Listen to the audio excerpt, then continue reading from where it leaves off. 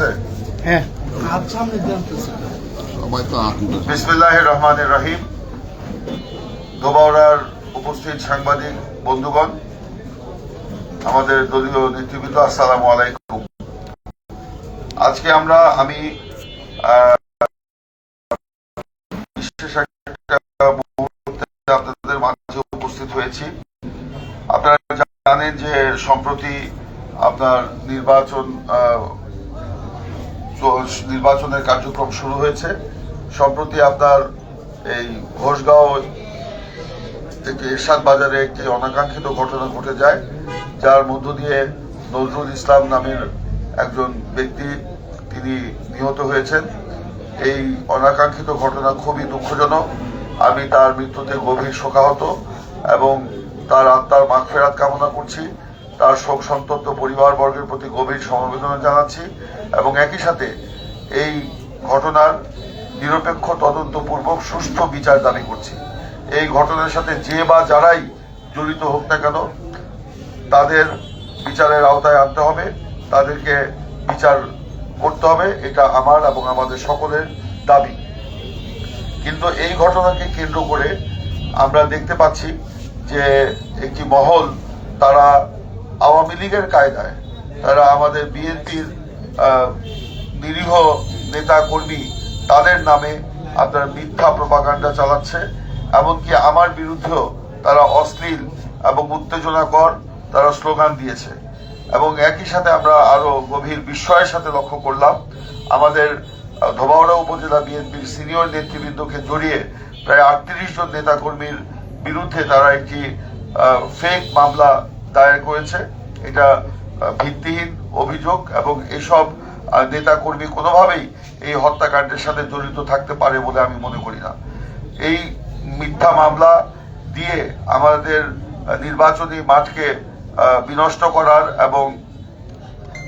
এবং নির্বাচনকে কলুষিত করার জন্য একটা অপচেষ্টা চালানো হয়েছে বলে আমি মনে করি।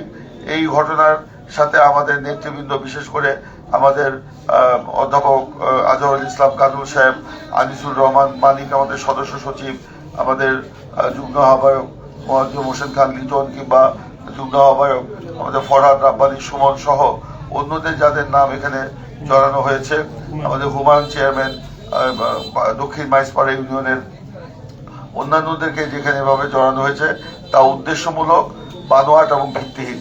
এখানে 38 জনের যে নাম জড়ানো হয়েছে সম্পূর্ণভাবে এই নির্বাচনকে প্রশ্নবিদ্ধ করা, নির্বাচনকে আপনার বিনষ্ট করা, ধানের শীষকে এখানে কলুষিত করার জন্যই এই 38 জন নেতাকর্মীর নামে মিথ্যা মামলা দায়ের করা হয়েছে। আমরা এর তীব্র নিন্দা জানাচ্ছি।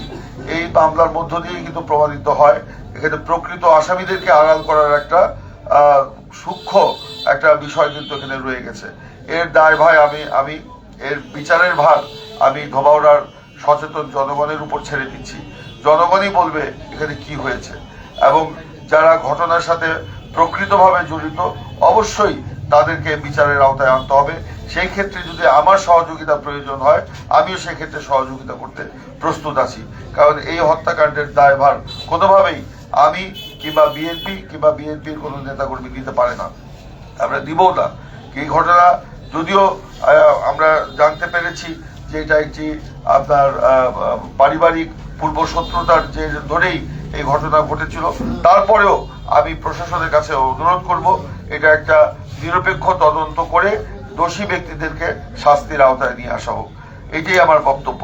এবং এই ঘটনাকে কেন্দ্র করে যে ধোবাউড়াতে একটা এনার্কি, একটা উত্তেজনা, একটা বিশৃঙ্খলা এবং একটা সংঘাতের পরিবেশ সৃষ্টি করা হচ্ছে, সেইটার ব্যাপারে আমি প্রশাসনকে সতর্ক থাকার আহ্বান জানাবো এবং ধোবাউড়ার জনগণের উপর আমি আবারও এর বিচারের দায় দিয়ে, বিচারের ভার দিয়ে আমি আমার বক্তব্য শেষ করছি। ধন্যবাদ। কেউ কিছু জিজ্ঞেস করবেন? হাসেম ভাই, হাসেম ভাই, ভাই কারো কিছু জিজ্ঞেস নেই? কেটে দিলাম।